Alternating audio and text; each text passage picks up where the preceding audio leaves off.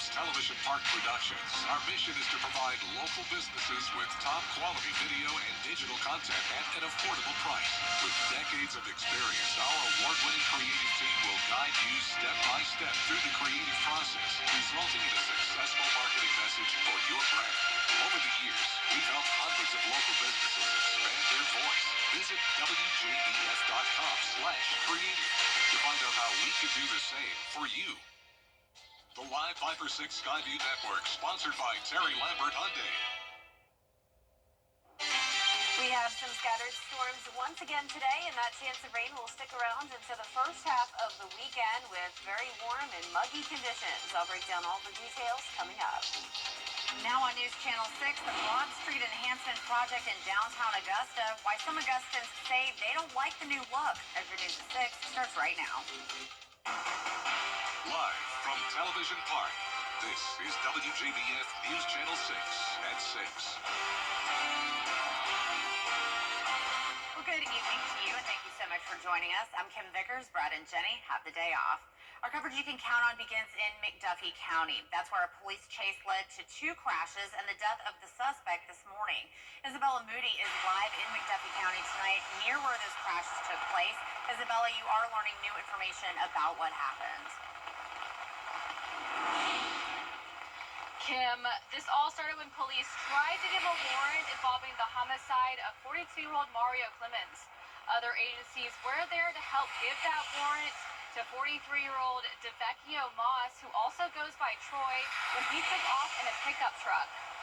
During the chase, a Motor Carrier Compliance Division officer's truck overturned. Authorities say he was not injured. The chase continued and Moss's truck crashed into another vehicle and caught fire. Moss was pronounced dead on the scene. The driver of the other vehicle was not injured. What we were doing is we were following up on a homicide investigation that the GBI and McDuffie County Sheriff's Office were investigating that occurred back on, I think, April the 13th. Where we were at in our investigation had led us to obtain a search warrant for the residence of DeVecchio LaTroy Moss. Again, we are continuing our homicide investigation of Mr. Clemens, and basically that's where we stand now. Moss's body was sent to the crime lab for an autopsy. They encourage you, if you know any information on the homicide, to reach out to the GBI Regional Office in Thompson or to McDuffie County Sheriff's Office. Live in McDuffie County, Isabella Moody, WJBF News Channel 6. Back to you, Kim. All right, Isabella, thank you. A Richmond County man is behind bars after a standoff with deputies. 26-year-old Terrell Crawford was wanted on charges including theft, burglary, and weapons charges. Today, Crawford was spotted walking on Hunter Street by deputies. Investigators say Crawford fled inside a home on the street and barricaded himself inside. After a negotiation with SWAT, Crawford left the house and surrendered peacefully. He had previously barricaded himself inside a home after allegedly shooting at a family member in 2022.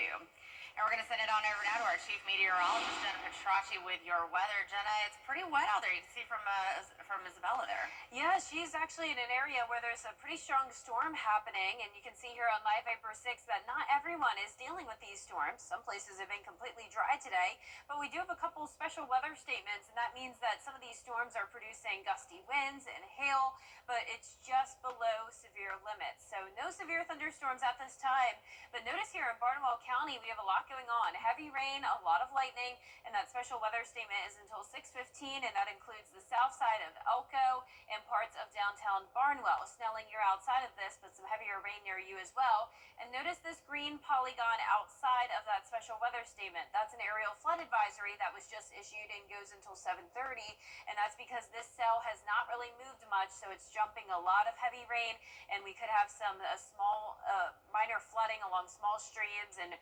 low-lying areas, poor drainage areas, so please keep that in mind if you're in Barnwell County. And it's possible that we could see some additional flood advisories pop up due to these cells just bringing a lot of training. That's when rain just sits over the same period for a long period of time, or the same area for a long period of time. A lot of lightning here as well in Screven County, a stronger storm just outside of our viewing area. And then, like I mentioned, where Isabella is, we have a special weather statement in McDuffie County as well. The possibility of half-inch size hail here and 50-mile-per-hour wind gusts. Out towards the west, we have more messy rain. This is more widespread and not looking as strong, but we still have a couple lightning strikes just to the north of I-20. Now, our almanac today shows a low of 61 degrees, so we did have well above average temperatures with our lows, and then slightly above average with a high of 84 this afternoon. Here's a live look in on our Terry Lambert Hyundai Skyview cam over the river. It's pretty much dry here in Augusta, with temperatures a bit warmer, sitting at 77. But notice in Aiken, where they've seen the rain today, they're now down to 71. 70 in Barnwell, but 82 in Millen, 80 in Louisville. So anywhere that's at 80 degrees definitely saw the nice dry weather today. Places in the lower 70s dealt with the rain. The winds are coming in from the southeast, 13 miles per hour sustained in Augusta, 11 in Aiken. And then within the storms, of course, it could be windier. So once again, within those special weather statements, we're tracking the possibility of half-inch size hail, 50-mile-per-hour winds, the heavy rain, and that's leading to some flooding concerns once again. Now, for the rest of our evening, we'll see those temperatures dip down to the lower 70s in Augusta by 9 p.m. And looking ahead, a few more storms in the forecast as we go into the weekend, but drying out by the time we get to Sunday. I'll have a look at your full 10-day forecast coming up, but back to you, Kim. All right, Jenna, thank you. The city of Harlem is getting ready to discuss an annexation plan that could double the size of the city. The proposal involves more than 700 acres of property near Harlem High School along Clary Cut Road. The landowner came to city leaders last year asking what they would accept if he were to annex his property into the city. Now city leaders want to hear from the landowner to learn more about his plans. We told him nothing less than half-acre lots. Now he has come and he's asked to annex into the city, but he has given us no preliminary plans of what he wishes to do with that property. I've already heard from several citizens who aren't for it, and I understand everyone likes Harlem to stay the same, but if we don't grow, we'll die.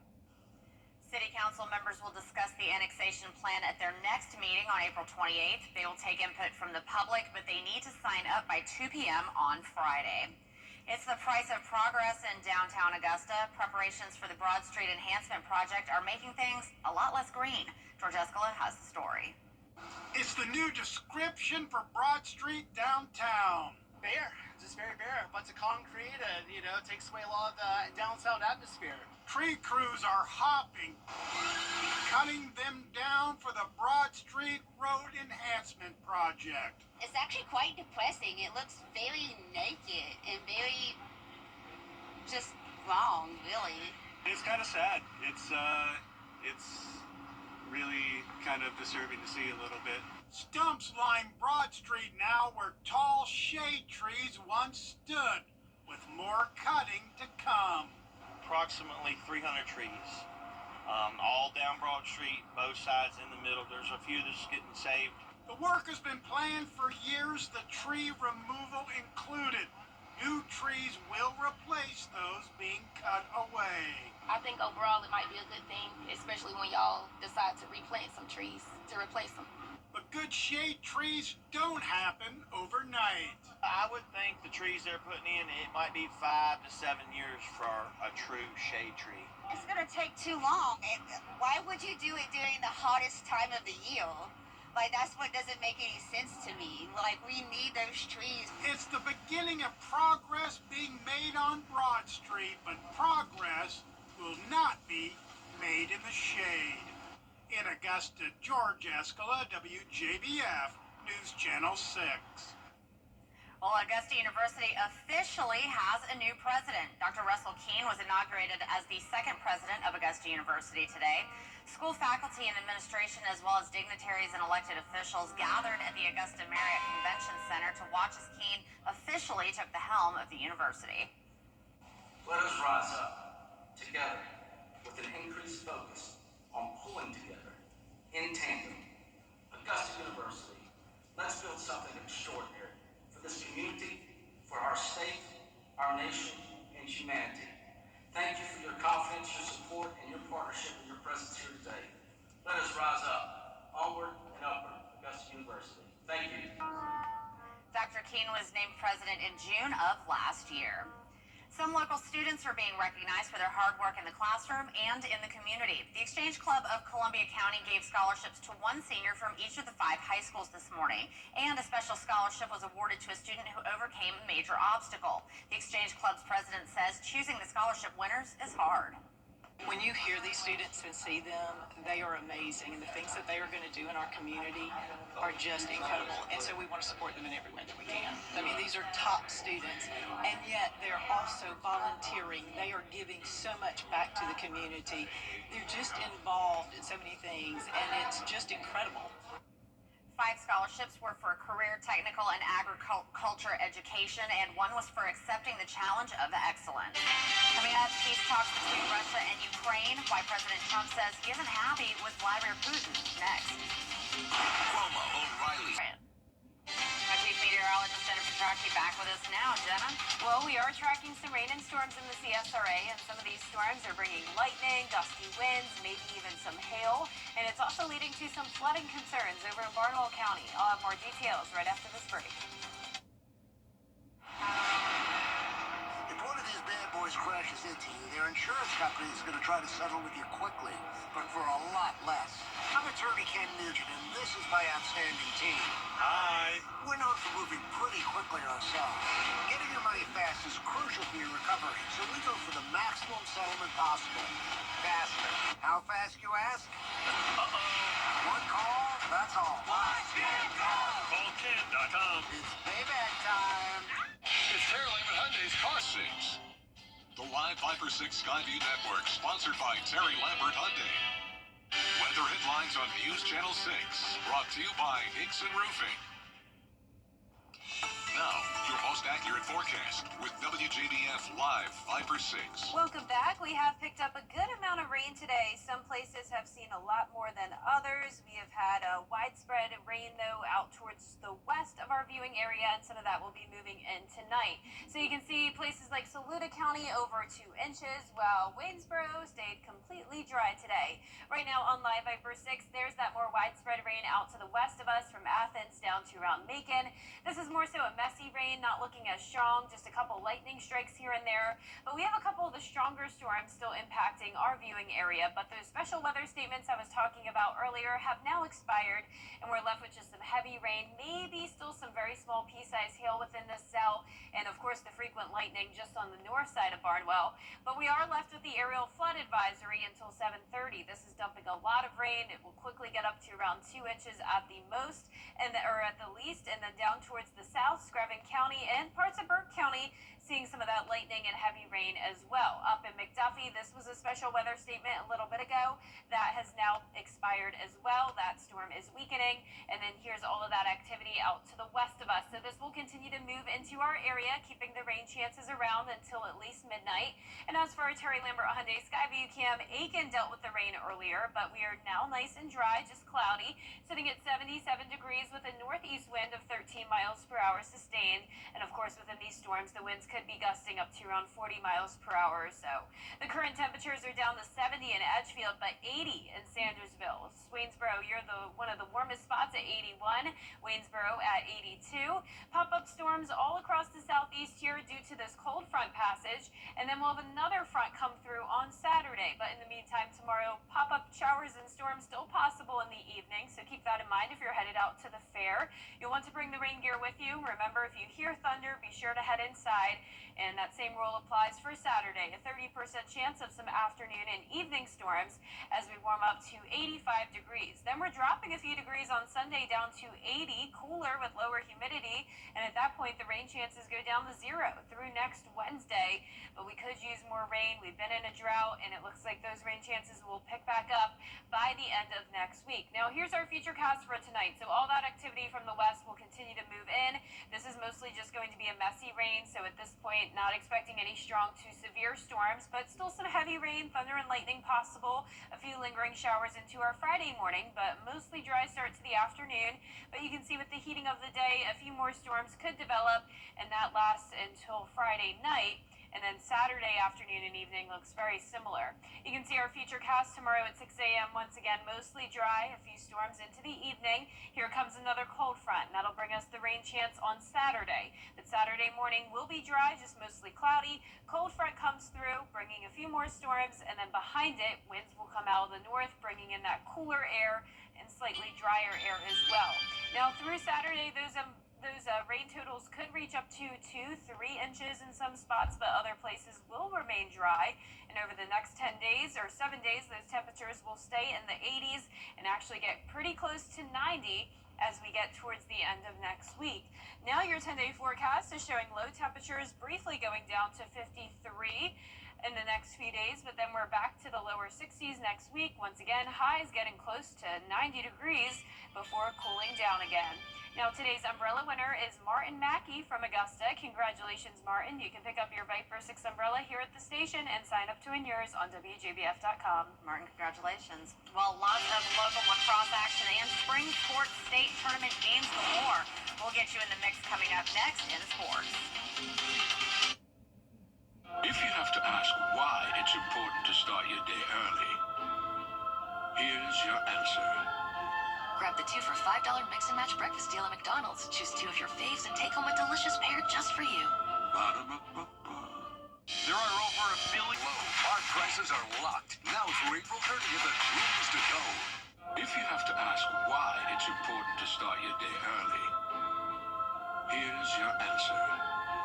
Grab the 2 for $5 mix and match breakfast deal at McDonald's. Choose 2 of your faves and take home a delicious pair just for you. Children First on WJBF News Channel 6 is sponsored by Bridgestone, solutions for your journey. Now, WJBF sports coverage you can count on. So many sports, so little time. That should be the mantra of high school spring sports season, because we've always got a ton of local sports to talk about this time of year. Let's get into it, starting with some key matchups and news in lacrosse. Now, while the Lakeside boys already have the region title sewed up, and we'll talk about them in a minute, there's still much to play for as Greenbrier and Evans will face off tonight, weather permitting, at 7:30 p.m.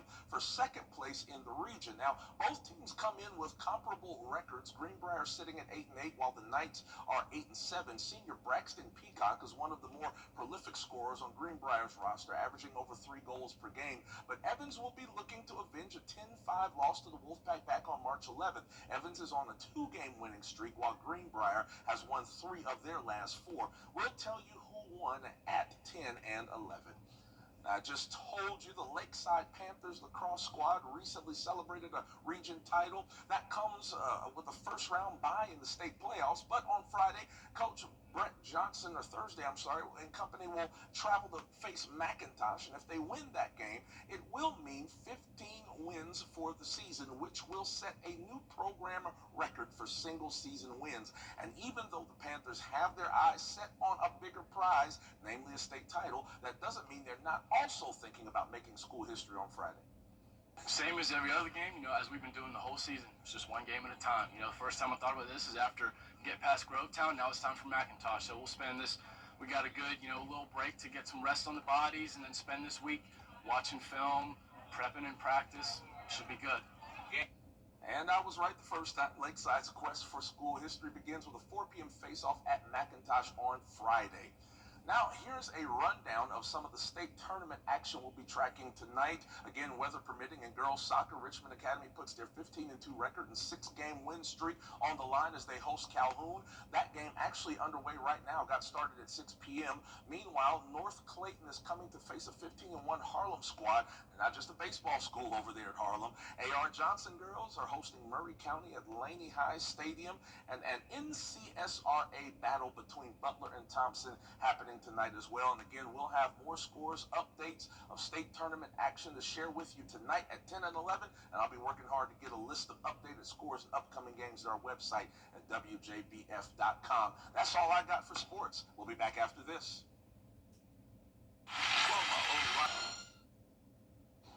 Once again, we do have some flooding happening in Barnwell County with 1 to 3 inches of rain over the past couple of hours. And you can see this cell is dumping a lot more rain along Snelling, Barnwell, frequent lightning, gusty winds, all possible. And across the CSRA, more rain is on the way. We'll continue to watch this closely, so be sure to tune in again on News Channel 6 at 7. You can see the rain chances go down once we get to Sunday. We'll start out next week dry. All right, well, that's all we have for now. We'll be back at 7 o'clock right after World News Tonight.